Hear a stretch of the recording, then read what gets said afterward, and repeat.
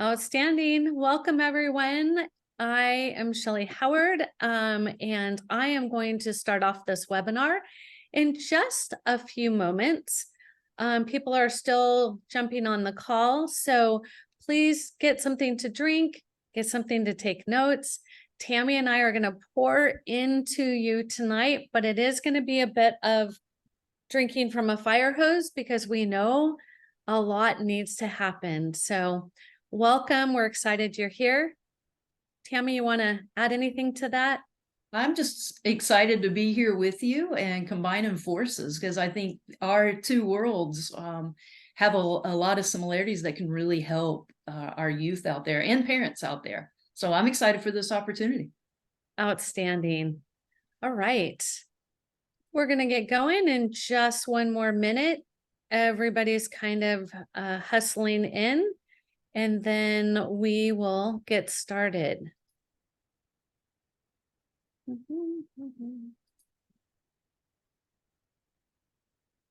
Okay.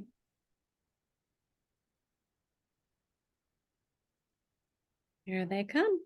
All right.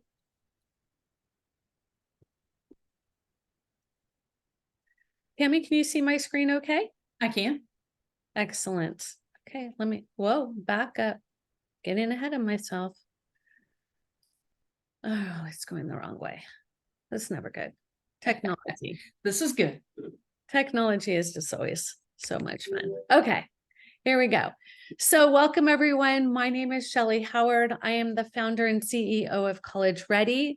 We are going into our 17th application season because I love to apply to college so much. Not really. But I do really enjoy helping parents and their families navigate this process. So tonight I'm joined by my special guest, Refuse2Lose. Tami and I are going to give you everything we can in a short amount of time, and then we're going to open it up for questions. So if you have questions, feel free to put them in the Q&A as you think of them. But no, we're going to first finish the presentation because we might answer your question, and then we'll come back and we'll go through the Q&A. So, all right, let's go ahead and get started. Tonight, we're going to talk about 3 things you need to know if you want to go to college for reduced or free, and some really cool ways of doing that. Tami, I don't want to give away too much, so let's just go ahead and jump in. The first thing I always like to help students and parents do is get your minds in where we're at right now. And that's always helpful for a quiz. I won't grade it. I'm not going to give you an A, B, C, or D. I just want you to start thinking about how much do I really know about preparing for college and as it applies to debt-free, because that's always a big emphasis for us. So, number 1, what is the term COA in college planning? Okay, answer is C, cost of attendance. How much will it cost your family? Number 2, how many pieces of the puzzle are there in college planning? Is it 1 piece, 3 pieces, 6 pieces? I don't know, maybe hundreds of pieces. But the answer is there's 3 main pieces, and I'll dive in deeper on that. If a student has a high GPA and a high SAT score, they are assured of being accepted into their desired college. That is false. No longer is the GPA and test score an entry into your dream school. We'll touch on that. I or we earn too much money to qualify for grants or assistance, so therefore we're not going to get any money. That is false. We will touch on that. What is the ideal number of colleges to apply to for admission? I get this question every single day, and the answer is a balanced strategic list somewhere between 10 and 12. Anything more than 15 is absolutely going to water down the student success rate. So be mindful. It's not how many can you put out there, it's how many good ones can you put out there. Number 6, the SAI in college admission stands for Student Aid Index. This is taking the place of the expected family contribution. Number 7, what is the average time for a student to graduate from a 4-year undergraduate college? You're not going to like this one, you guys. It's closer to 5.5 years, and some students 6 years to get a 4-year degree if you don't know your major, and if you don't know that the college that you're applying to has a very low graduation rate in 4 years. Number 8, it does not matter what lender you borrow from for a college, for your college needs, a loan is a loan. False, false, false, false. We don't like loans, but if you need them, we want you to have the right ones. From 1981 to 2023, tuition costs have increased by 533%. Ouch. I know it feels like D to me. I have 2 out of college and 2 in college. I'm like, it's got to be the highest one. Number 10, is it possible to pay less for a private college than a public college? Definitely yes. Number D. So if you were shocked on any of those, you are going to love our presentation tonight. My name is Shelley Howard. I am an independent college strategist. I am more than a counselor. I am more than a college coach. I am more than a mentor. I help students and their parents navigate this process so the student not only gets into a name of a school, they get in and they graduate without debt. Our goal is a return on investment for your education. I founded College Ready in 2008. And that is when my son was going into high school and said, Mom, I know exactly what I want to do when I grow up. And I'm like, oh, all right. He goes, yeah, I want to be a brain surgeon and go to one of those top tier school things. And I'm like, okay. And then I panicked. That's the reality. I went back to school and I got my master's, and then I went back and I became an independent certified college consultant from UC San Diego. And then I started touring 25 colleges a semester on top of my full-time job. I spent 30 to 35 hours a week on top of my full-time career for 4 hours. Sorry, for 4 hours, for 4 years. And when my son graduated, he had 7 top tier college offers, and he ended up going to Harvard, pre-med, graduated debt-free. That is how College Ready got started, because he didn't have a perfect GPA and he didn't have a perfect test score. He had a standout strategy. He had something unique that was truly him. It wasn't that we were making stuff up. He just was genuinely himself, and we capitalized on his strengths. We minimized his opportunities, and ultimately he got into Harvard, graduated in 4 years, got 1 B, and then decided he wanted to try a job because the idea of more school after Harvard was a bit daunting. So he, at the last minute, decided, I'm going to wait on going into medical school. He then started applying for a job, and he ended up getting to work for the 3rd largest consulting firm in the world called Bain Consulting. Why do I mention that? Because my son never had a job at all, ever in his life. And I asked him, son, how are you consulting at the 3rd largest consulting firm in the world? He said, Mom, Harvard taught me how to think. And I'm like, interesting. Okay. I should mention his first job, he made over $100,000 a year at 23 with no debt. This kid then decided it's time to go to medical school. He applied to, I think it was right around 19, and got into 3. He scored 98% on his MCAT, and he graduated from Harvard. And I was shocked. I was like, there's no way that's possible. It was possible, but he ended up exactly where he needed to be, and that's back on the West Coast with me. So he went to UC San Diego Medical School and decided he wanted to be an orthopedic surgeon. So he interviewed again, and he got his dream pick. He is now an orthopedic surgeon at UCLA. He's a 3rd-year resident, and he has in total for medical school and undergrad $30,000 in debt. he will make that in his first year as an orthopedic surgeon.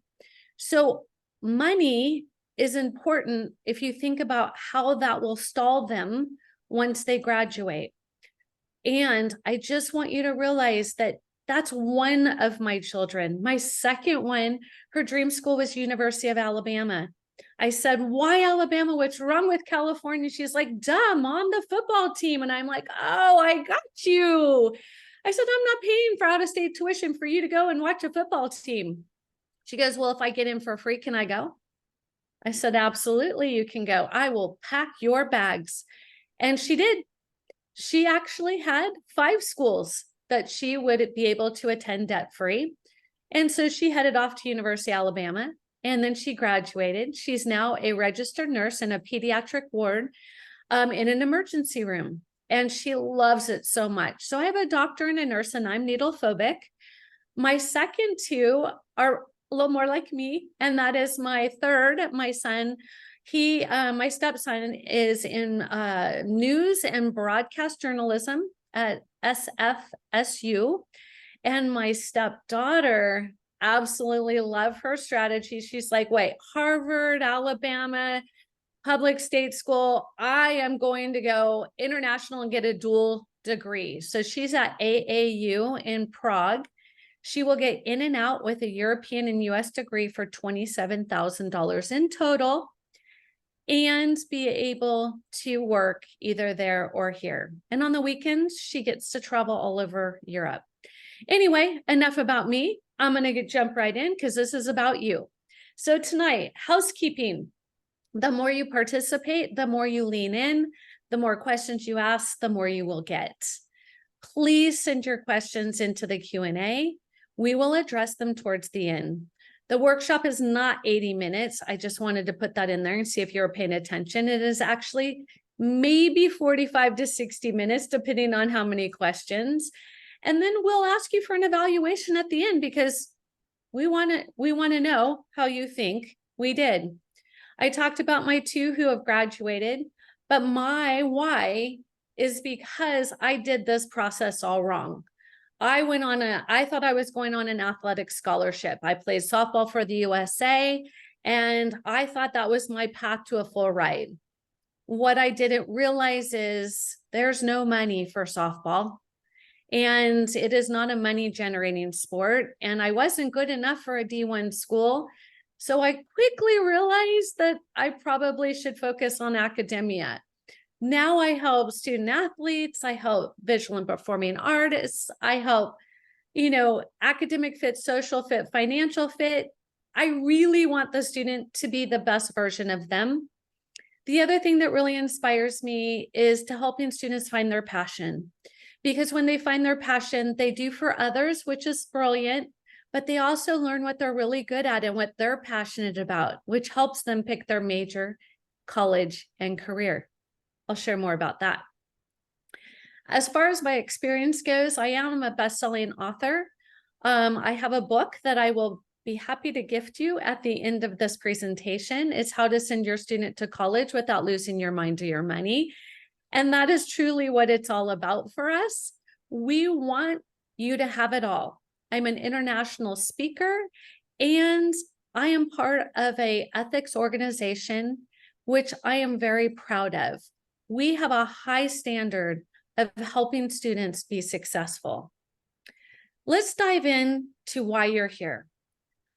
This may shock some of you, but I have to set your mind in the right place because I promised you 3 things that would help you graduate without debt. The first thing you have to know is college is a business.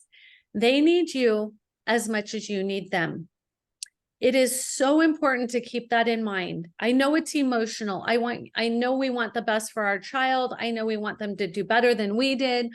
I know there's a lot of things wrapped around it, but I just want you to realize they need your child. No tuition, no college. And you want to pay the least you can because, right? The more money you save, you can help put a down payment on their first home, or you can retire early, or whatever you want to do with that extra money. It's not up to me.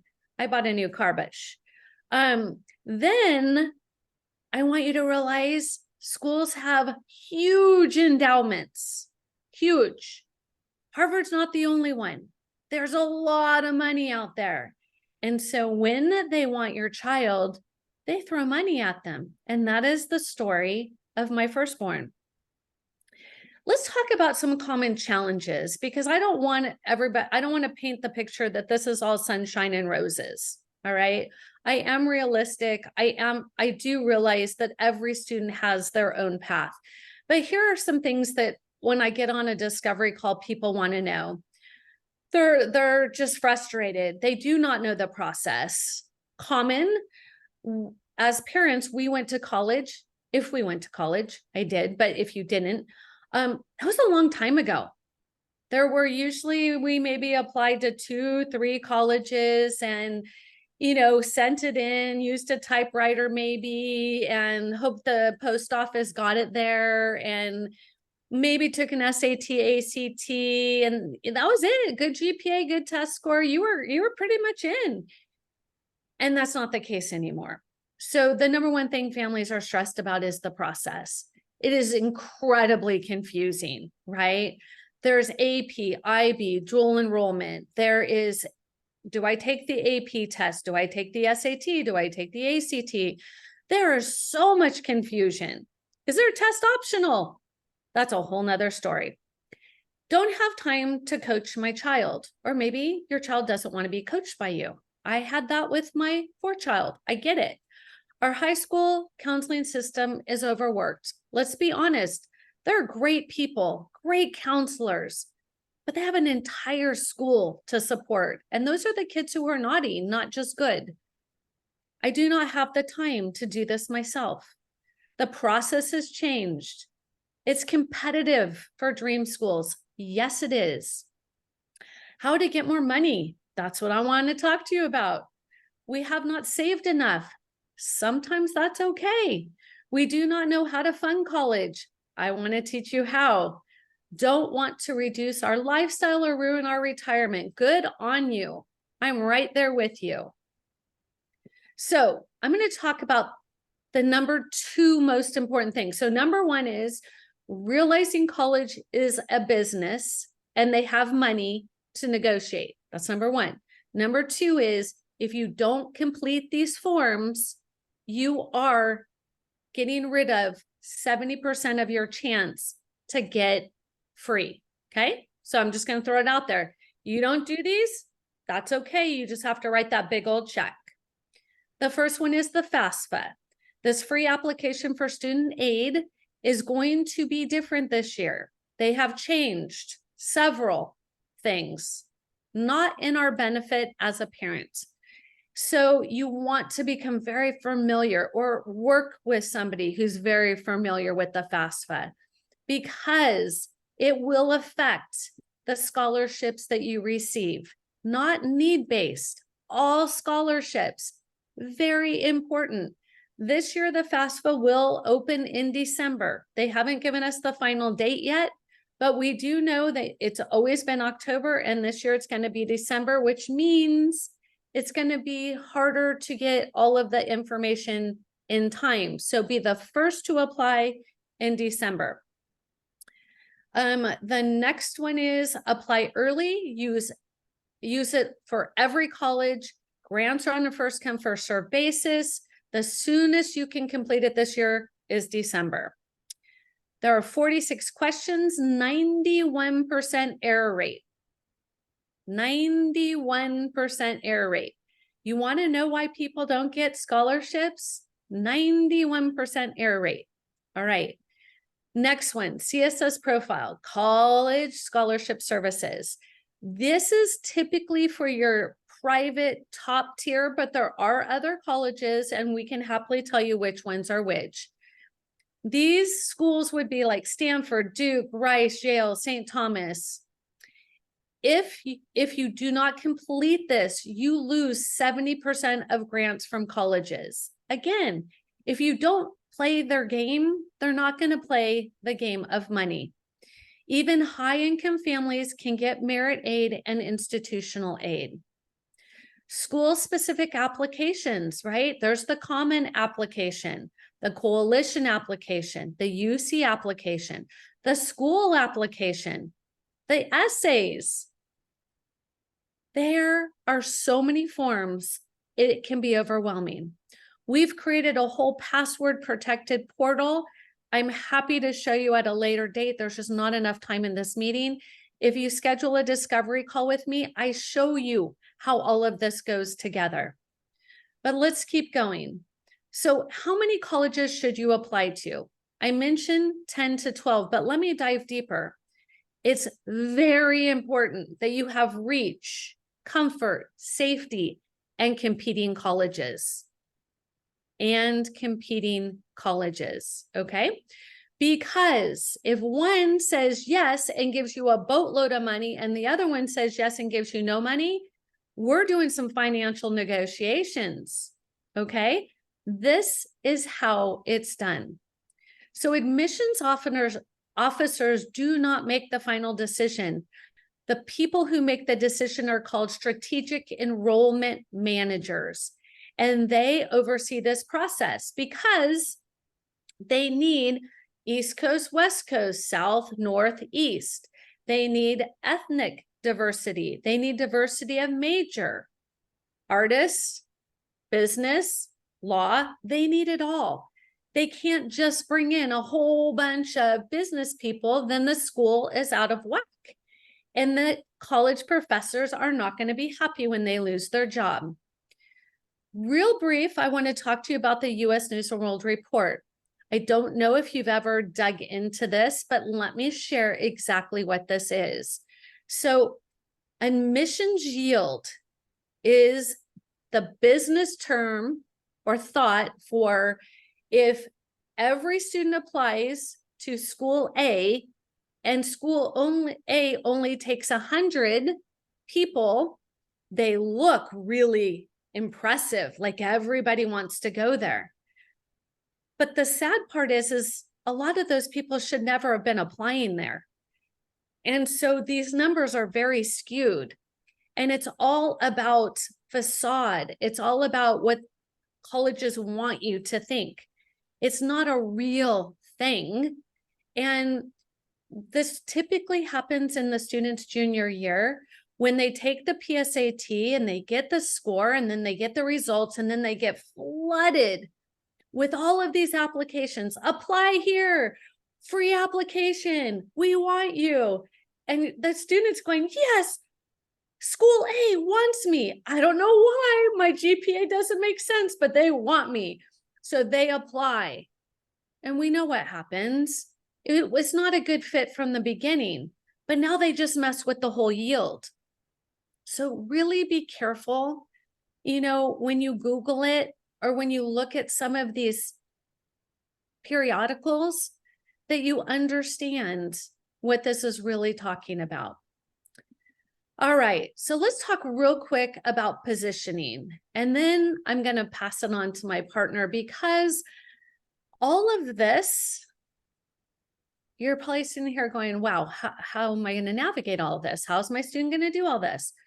This is the part I really want you to understand when it comes to reduced or free tuition, because somebody will have the same GPA or higher, the same test score or higher.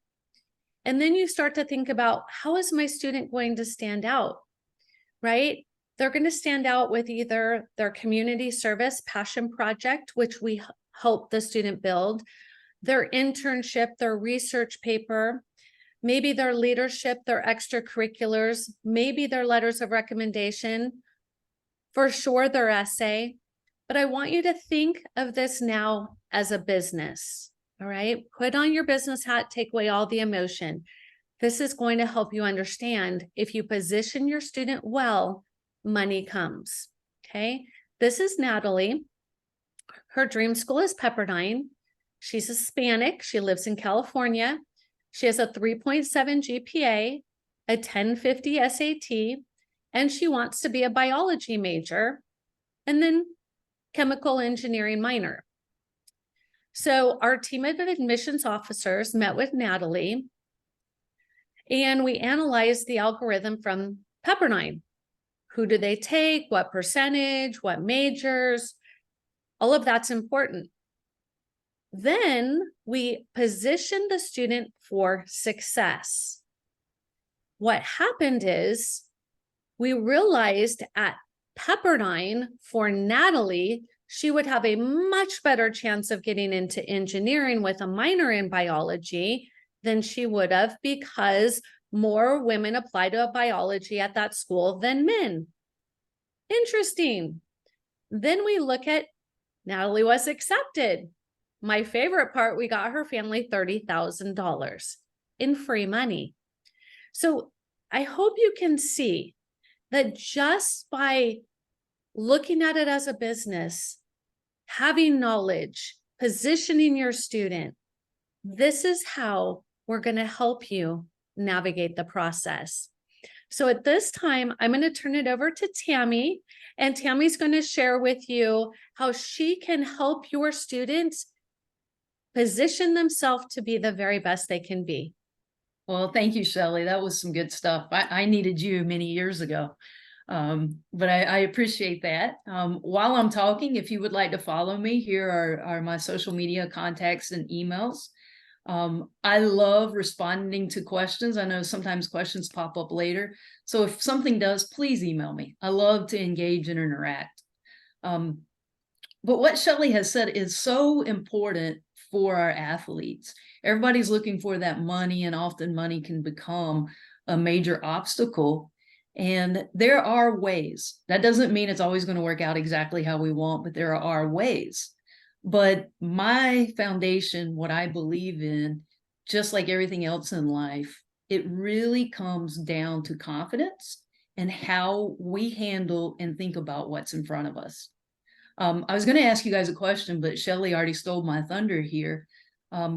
Forbes magazine did a research study, I think it was about 12 years ago, and they studied what the successful people in every possible area of life did, from doctors, lawyers, business, athletes, artists, musicians, you name it, they studied it. And there were some common characteristics that popped up. But the number one trait was that they control their thoughts. Just like her son learned at Harvard, he learned how to think. If we can help you start to think about this in accepting that challenge in a positive, productive way, helping your athletes do that, then that's going to be part of the game. The game's already going to be won. I'm going to start off with a quick story. A lot of my athletes call it Tami time. I believe in stories. There was a young man just graduated from high school, and his parents threw him a graduation party. All of his friends and family were there, and he had a rich Uncle Paul that was a multimillionaire that traveled the world that he rarely saw. Well, Paul shows up, and he's catching up with him, and well, now you've graduated from high school. What are you going to do now? Going to college. Okay, well, what are you going to do in college? I'm going to do enough just to get by. No, I want you to do more than that. I want you to graduate in 4 years with honors. He was like, that doesn't sound like much fun. No, if you do that, I'll buy you anything you want. Your parents will have another college graduation party for you now, and I'll be here with whatever you want. He's like, all right, I want a brand new sports car like you have. Deal. Buy you an $85,000 sports car if you go in 4 years, graduate with honors. Make a long story short, the young man goes to school, gets his priorities in order, does what he needs to do, comes back, and they have the graduation party. Everyone's there but his uncle. So he's a little bummed, and he keeps looking out the window, you know, just to see if there's a car outside or his uncle's late maybe. No uncle, no car. Well, he's again bummed and kind of down. He's helping his mom clean up, party's over, takes the trash out into the garage. And there in the garage was a brand new $85,000 sports car. Well, he is pumped. He calls his best friend up on the phone, says, you know, it's late at night, I know, but I'm coming to pick you up. We're going to test drive this thing. So they find a place where it's kind of deserted, and they're going to see how fast they can get this car to go. Well, he starts it up, puts the pedal down the metal. Car's going about 90 miles an hour. Now, that's pretty fast for my car. But his friend was like, dude, man, go faster. Come on. He's like, I'm going as fast as I can. I've got the pedal all the way down. No, this car is meant to go faster. And he couldn't get it to go faster. So his friend's like, stop, let's trade places. So the best friend they trade places, best friend gets behind the wheel, starts it up, hits the pedal down, nothing else changes. It still won't go beyond 90 miles an hour. And he's like, dude, your car's broke, you need to fix it. And so he takes it into the dealer the next day, tells the dealer what's going on. Dealer says, let me have my mechanic look at it. Mechanic comes back after 5 minutes, whispers in the dealer's ear. And he said, okay. So he turns to the young man and says, let me get this straight. You just graduated with honors and you've been driving for about 6-7 years? Yes, sir. And you mean to tell me you didn't know you can't drive an $85,000 sports car with emergency brake on? So I hope I had some laughs out there. But when I heard the story, I thought, isn't that what a lot of us do? We're functioning. Maybe we're having some schools reach out to us. Maybe we're having some success that helps us stand out. But we were created and made to go even faster, stronger than we were. And it's often because we have mental emergency brakes on. And 9 times out of 10, that dials back into confidence and controlling our thoughts. Learning to think at a higher level can help us achieve a lot more in life. So I'm going to give a strategy that I like to use to help you. You can apply it to anything. Have your athletes or your students apply it. But it's just a little strategy anytime you're facing uncertainty, adversity, or when you just need a boost of confidence. And the acronym I use is BOUNCE. And so the B is for just breathe. Sometimes we're faced with these adversities, challenges, thinking about college, thinking about this or that, and we just need to take some deep breaths. When you breathe, you're cleaning out your body and allowing your brain to work in a better way, to function on a higher level. And the O in BOUNCE is for opportunity versus threat. Nothing is good or bad until we decide it is. And a lot of times we think, oh gosh, there's a threat. I just talked to one of my clients today. She was a junior in high school and she was so stressed about all of this with college process. And I said, wait a minute, what's the opportunity in this? And she started sharing with me all of the opportunities. And it was amazing how the stress and anxiety just left her. And so whatever it is that you are facing, just breathe, take a second and ask yourself, wait a minute, what is the opportunity in this moment? And the U is for unite. And I love that Shelly shared her why. And my why is to help as many athletes as possible get off the confidence roller coaster. And, it's important that we find our why as parents, but also what is our child's why? Why do they want to go to college? What's the bigger picture? What's the bigger end goal? And making sure that they're living that why, they're being united. Most of our issues with ourselves, when we don't feel confident, when we feel insecure, is because our actions are not aligned with our why, with our bigger picture, with our big purpose. And so taking some time, why do you want to go to this school? What's the bigger picture? Why do you want to go to this type of college? And this can apply to anything. Again, I mainly work with athletes, and I always want to know, what is the athlete's bigger why? It helps put things in perspective and helps give you more of a direction and guideline. The last thing I'll say with this, I'm all the time having parents say, hey, can you encourage Jim or Barbara or whoever to reach out to admissions, to reach out to college coaches? I've been on them for weeks. And 9 times out of 10, when the student is not doing what they need, it's lack of confidence, it's insecurity. It's not that they're just being lazy, but they're wondering about the what ifs. And so they're not really being aligned with their why. But put the why on the forefront of their brain. Hey, this is why you want to go. So now these are the steps you have to take. And that can really help jolt the student. The N is for negate the negativity. And we all, I mean, I have to catch myself daily, and I make a living doing this. And I think I'm one of the most positive, productive thinking people out there, but I do have to catch those negative thoughts. We cannot control if a negative thought comes on our brain, but we can control how long we let it stay there and live there. And so we want to negate it. We want to tell ourselves better stories. When those question marks pop up, what if I'm not good enough to get in such and such school? What if they don't want me? Why is one of my friends getting all of these offers and I'm not? Because that's a big issue that creates negativity. And so you have to say, stop talking about the negative and flip it to how can you use it to fuel you, or how can you respond back positively or productively? I heard a new technique that I know some of you, I work with your children on here, and I haven't even shared this with anyone yet, but a great technique is to, when you make a statement like, I'm not smart enough or good enough to get into a certain school, then put a question mark behind it and really make yourself debate that. Like, really, you're not that good? Tell me why.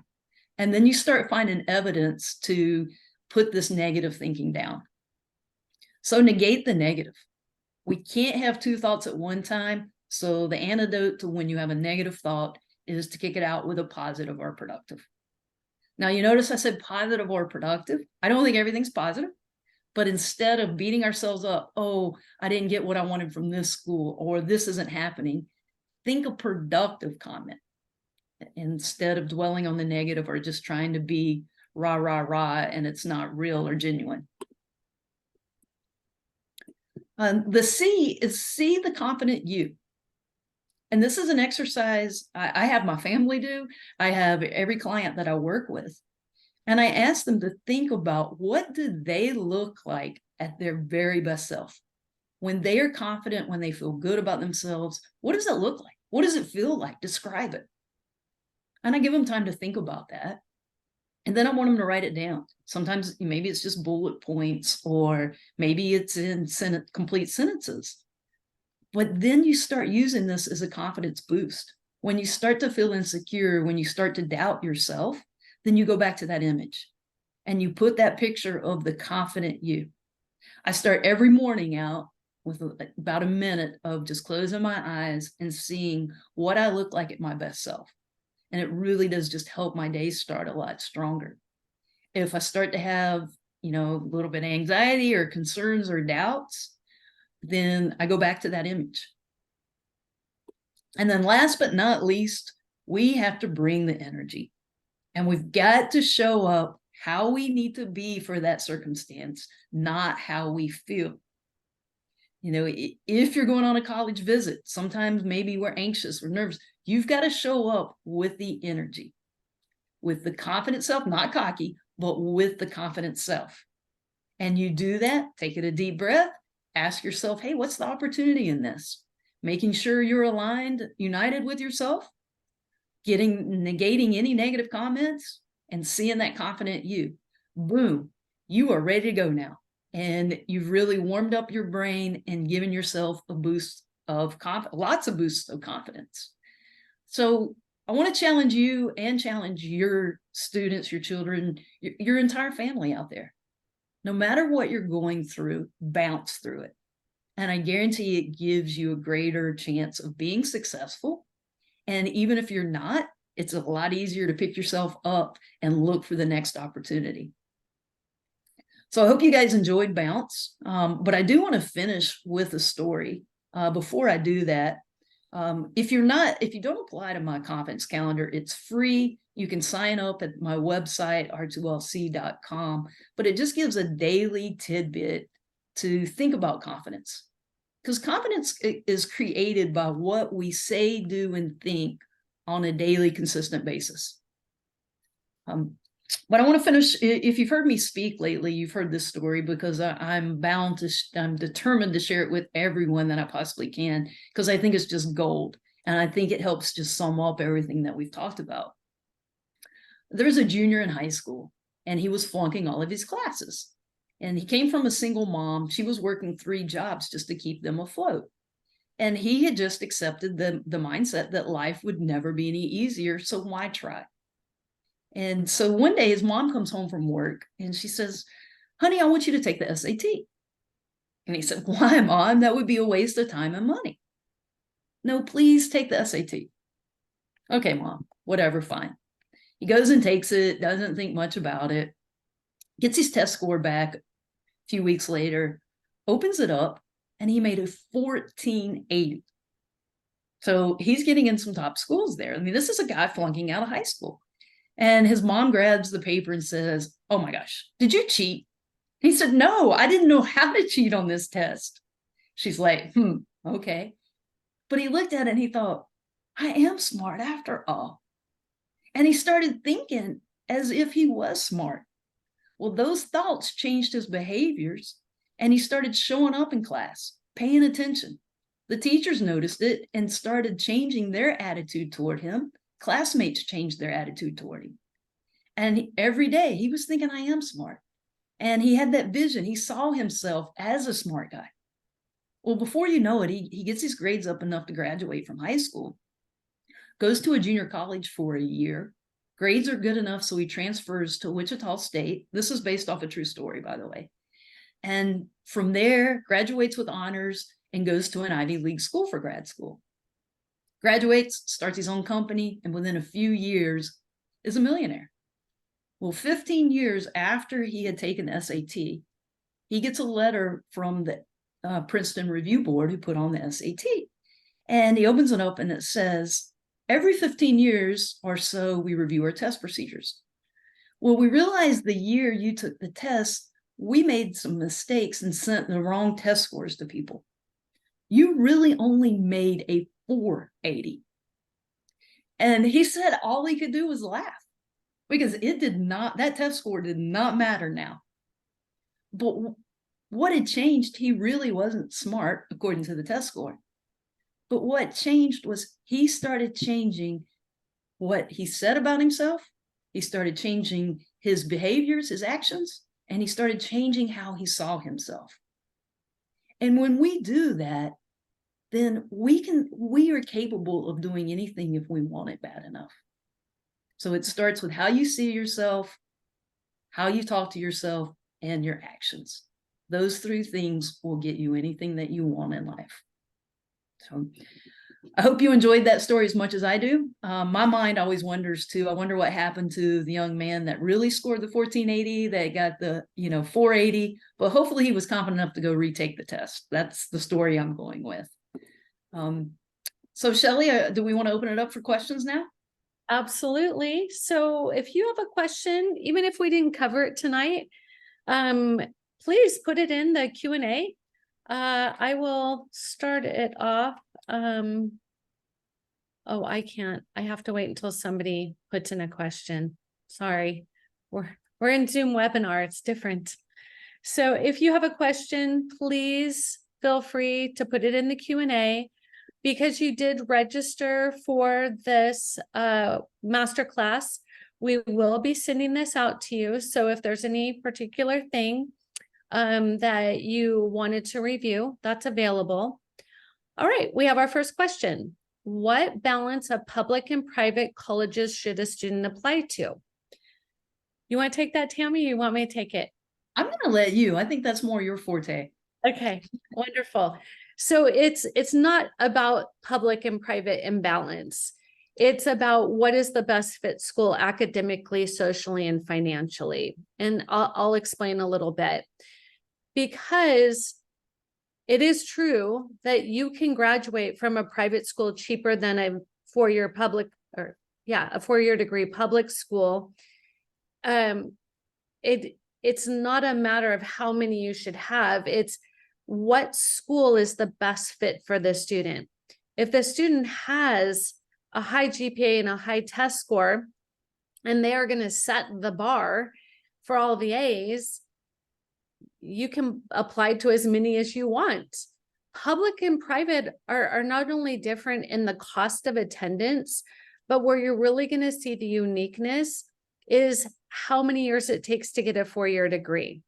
At most private schools, you will find small classroom sizes, which mean more attention, and the student will learn and they will not have to retake that class again. The other thing is they don't overpopulate. So they only have enough room for enough students to get them out in 4 years successfully. The problem that we're faced with in many geographies, not all, is that everybody thinks it's cheaper to go to a public school. So they apply, I'll pick on the UC schools because that's a very popular one, is they will apply to every UC school. And then they're so overcrowded, they're busting at the seams, and the freshmen can't get the classes to get them to be the sophomore, that can't get them to be the junior, that can't get, then all of a sudden they're going and they're starting to take classes at community college during winter break and summer to just try to get enough units to graduate. So instead of looking at public and private, look at what does my child ultimately want to do? Do they want to go on and get another degree? Do they want to graduate? Do they want to have work experience in there? So the balance of schools is really more of reach, comfort, and safety. And inside of those, what it's going to take to get the student out. Now, not every college has every major. This is a shocker for a lot of adults. It usually makes them fall out of their chair at this point. The student says, oh, I want to go to UC Santa Barbara. And I'm like, awesome, love this school. Why? Asking the why, Tami. Because the dorm view is amazing. Have you seen the view from the dorms? And I'm like, as a matter of fact, I have. It's nicer than the house I live in. And then I say, but why do you want to go there? No, I just told you. That's why I want to go there. And so we have to get clarity. Do they even have the top 3 majors that you want?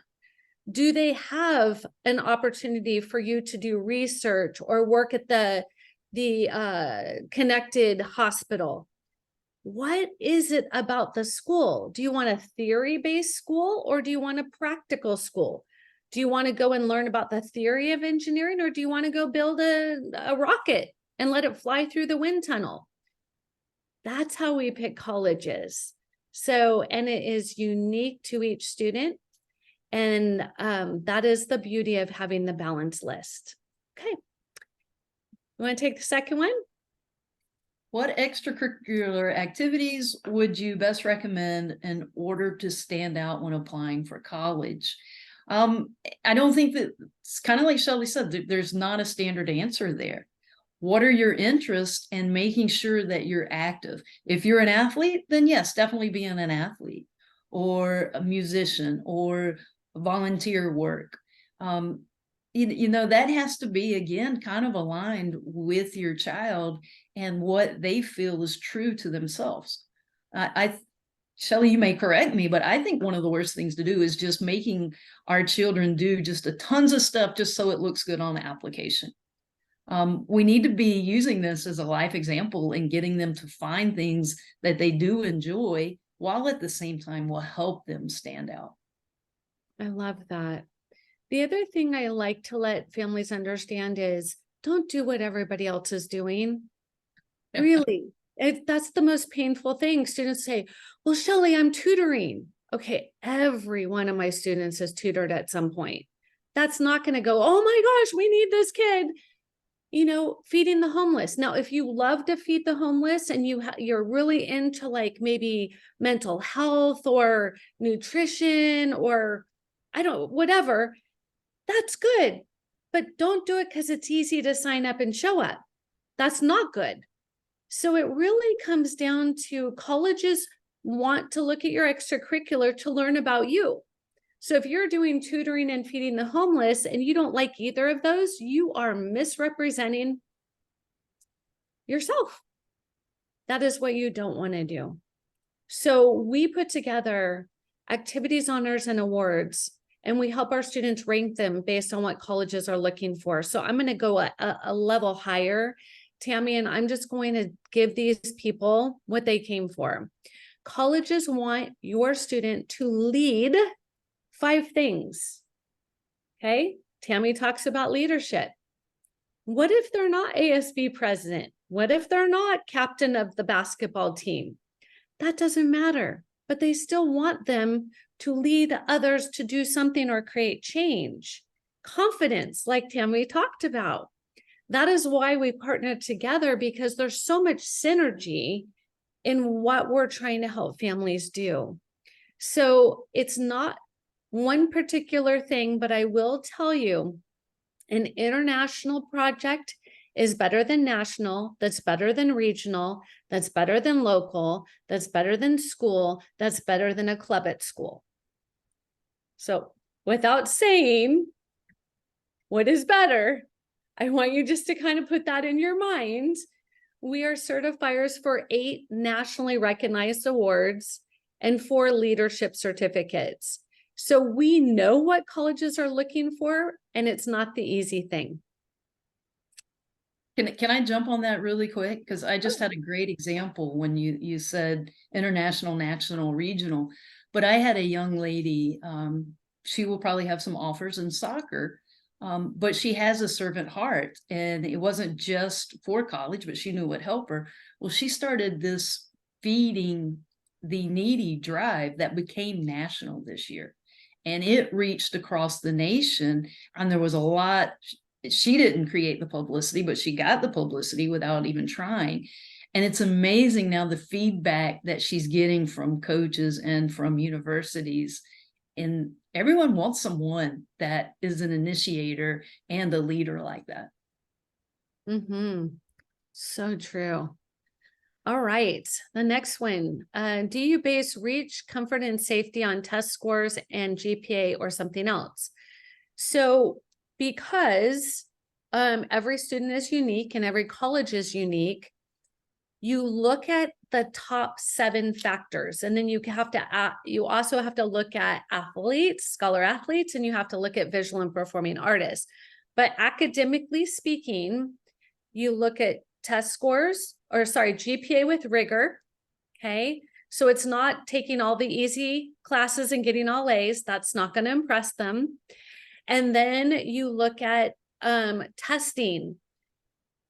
Not every college has a test box, but every college has a place to write an essay about a challenging opportunity that you faced and you did well in. That would be test prep with a perfect 36. How optional is testing is the question I ask everybody in this room when you look at the reality of what these children are faced with. So when you think of how do we decide, how do we base it, we have who got in last year. So because I'm part of an ethics organization, we have access to who got in every school last year. So I can show you the GPA. I can show you the test score. I can show you how many service hours. So it's not a guess for me. How would the average person do it?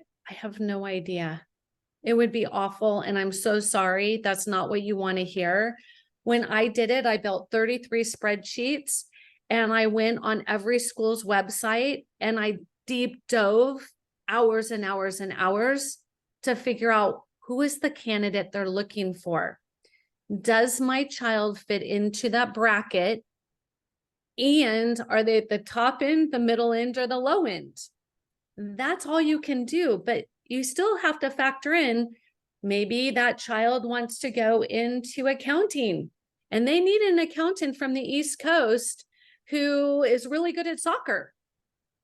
Whoa, how do you factor all that in? We can get you so close, but there's still that edge nobody knows, and we will never cross that line to say that we do. You want to add anything, Tami?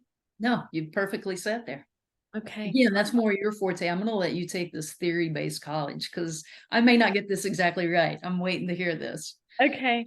Wonderful. So what is a theory-based college? So think about engineering. Think about if your child wants to be an aerospace engineer, right? I have one right now.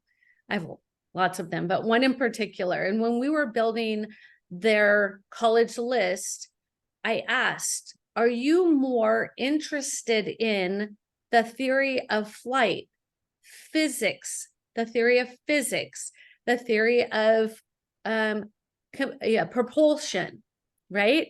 Or do you want to build a paper airplane and send it through a wind tunnel and see if it crashes or makes it all the way through? That's the difference. One of them is conceptual and one of them is doing. So a lot of times students will say, I want to be an engineer. And I say, why? And they said, oh my gosh, I've loved Legos since I can remember. That is a practical based school, a doing school. If they said, I just want to learn about it, I think it's fascinating, that's a totally different student. So there are colleges that are theory based and there are colleges that are practical based. You want to make sure that your child picks the right one. So when they get there, they're not like, this is not what I thought it would be. That's how you know the difference. Good questions. Yes. Very good. Anything else? We have 4 minutes. And if you think of one later, then please, by all means, email either both of us or either one of us. Absolutely. So I would like to gift each and every one of you my best-selling book. You can go to freebook.collegereadyplan.com. freebook.collegereadyplan.com. And I am happy to gift that to you for your time this evening. And we are just super grateful. And hopefully this was beneficial. If you have any other questions, we're available to you. Tami, anything else you want to add?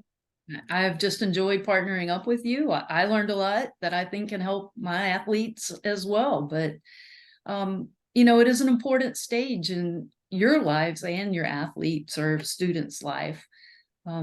So we just hope you're prepared mentally and knowledgeably as much as possible. Thank you all very much for attending, and you will receive the recording. Have a good evening. Thank you, guys.